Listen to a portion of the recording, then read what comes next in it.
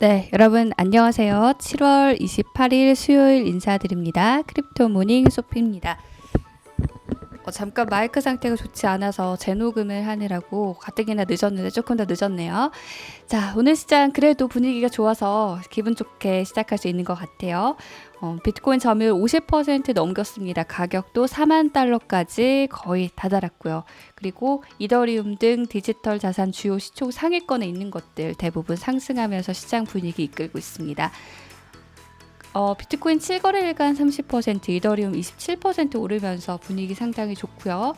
그리고 카르다노나 리플도 비슷한 분위기 연출 중입니다. 최고점에서부터는 아직 많이 내려와 있어서 갈 길이 멀다고 생각하실 수 있지만요. 저처럼요. 그래도 시장이 더 내려가는 것보다는 오르는 게 낫겠죠. 이더리움 클래식 20%, 폴리곤 50% 정도 이렇게 가격 회복하는 모습 보여주니까 그래도 좋은 것 같네요. 일단 비트코인 그리고 업비트에서 4,500만 원 넘었습니다. 지금은 소폭 조정받고 있지만, 그리고 엑스인피니티는 여전히 거래대금도 제일 많고 상승세가 지속이 되고 있어요. 제가 며칠 전만 해도 전해드릴 때 가격이 3만 원대였는데 2배 가까이 오른 상황입니다. 이렇게 주요 시장 분위기 좀 살펴봤고요. 뉴스도 확인해 볼게요.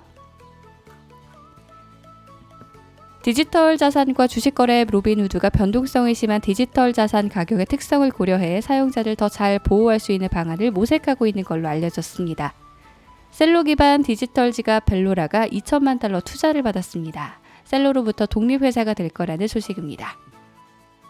비트코인 채굴 난이도는 5월 중국의 디지털 자산 채굴 단속 이후 처음으로 높아질 가능성이 있다는 보도가 나왔습니다. 블룸버그 전략가 마이크 맥클론이 금과 비트코인, 미국 국채가 올해 하반기 상승폭의 가장 큰 자산이 될 것이라고 전망했습니다. 미국 펜실베니아주 의회가 디지털 자산 관련 태스크포스를 출범하는 내용의 법안을 발의했습니다. 스토맥스가 900만 달러 규모의 투자를 유치했다고 코인데스크가 보도했습니다. 인도 최대 민간은행 중 하나인 ICICI 은행 등 세 곳이 최근 현지 블록체인 스타트업 IBB의 지분을 인수한 걸로 나타났습니다. 대시가 최근 소매결제 전용 앱 대시 다이렉트를 출시했습니다. 자, 이렇게 주요 뉴스 간략하게 살펴봤고요. 마이크 맥클론 이야기부터 들어보겠습니다. 비트코인과 금, 국채가 하반기 상승률 탑인 자산이 될 거라는 이야기인데, 비트코인 등 지금 자산들 현재는 조금 지지부진한 모습을 이어왔었죠. 일단 비트코인도 그렇고요. 비트코인 최근에 반등하고 있다고는 하지만 많이 내려왔었고, 그리고 또 금 같은 경우도 굉장히 가격 움직임이 별로 없고요. 그 다음 20년물 국채도 마찬가지인데요. 이렇게 지지부진한 자산들이 앞으로는 더 상승률이 클 것이다 라고 내다봤고, 특히 비트코인에 대해서는 앞으로 가격이 10만 달러에 다시 갈 것이다 라는 예측을 내놨습니다. 그리고 다음 뉴스는요. 로빈후드가 굉장히 요즘 디지털 자산의 진심입니다. 왜냐하면 사실 전해드렸습니다만 2021년 1분기 1분기에 매출이 34% 정도가 밈코인에서 왔다고 해요. 이 거래 수수료죠. 그만큼 거래가 활발했던 게 도지코인이죠. 도지코인 같은 밈코인 덕분에 매출을 이만큼이나 얻었기 때문에 절대 놓치고 갈 수 없는 부분입니다. 그래서 이것들을 좀 챙기려고 하니 변동성이 문제가 되니까 대표가 직접 우리가 좀 안전하게 거래할 수 있는 방법을 찾고 있다. 예를 들면 지금 변동성이 심하니까 우리가 거래를 요만큼만 하겠다라는 식으로 그런 걸 구상하고 있다고 하는데, 그걸 마음대로 하면 안 되겠죠. 그래서 고객들에게 사전 고지를 할 거다 하는데 그런 방법들 어떻게 또 내놓을지 궁금해지네요. 아무래도 로빈후드를 미국의 Z세대 밀레니얼들이 많이 쓰는 걸로 알고 있어서 디지털 자산 거래 대중화가 또 한 걸음 빨라질 수 있는 그런 뉴스입니다.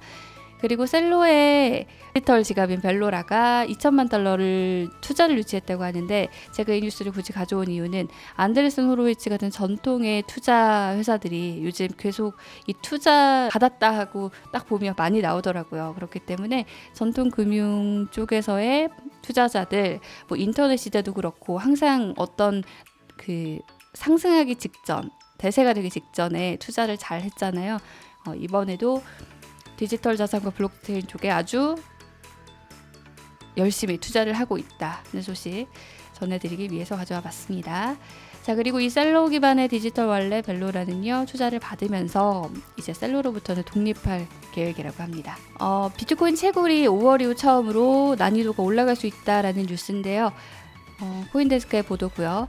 지난 5월에 중국이 채굴장을 단속을 하고 채굴을 아예 금지해버리면서 멘붕이 왔었죠. 한마디로 채굴업자들은. 근데 이들이 빠르게 북미로 이 주도권이 넘어가고, 그래서 북미에서 요즘 채굴 회사들이 IPO 한다고 난리죠.